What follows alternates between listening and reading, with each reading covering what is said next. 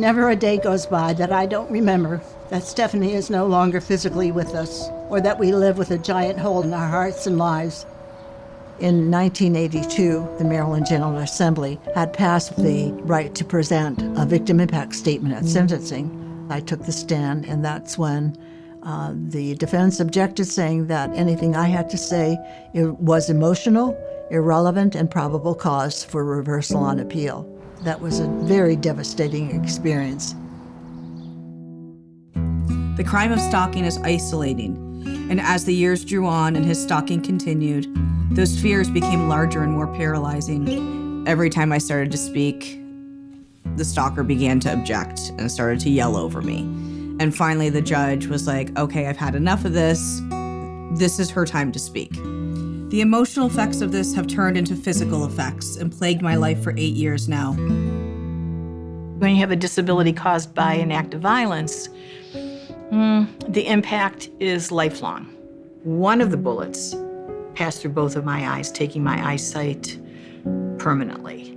I wanted to remind the Parole Commission, I'm still out there, and I am still suffering the consequences as a result of what one person did.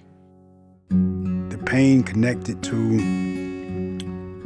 witnessing abuse made it important enough for me to want to address it out loud. It's important we hear victim voices outside the courtroom because most of society isn't in the courtroom. I found my voice when I was exposed to poetry, and my voice has helped others find their voice in a way of permission, especially when we talk about other males.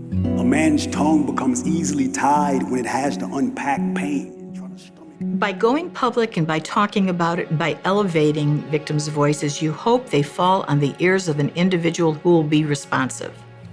Those places where I felt heard, it felt like I had voice and I had a little bit of choice when I had no power before, and it kept me going.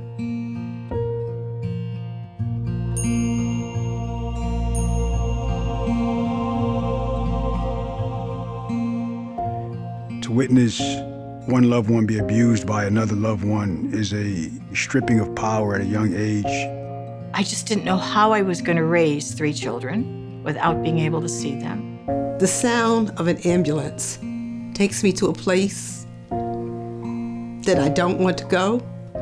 I had to then have to, explain to my oldest 4-year-old who knew her mother, that mommy's not coming back. The criminal justice system belongs to all of us. We must ensure that it serves all of us.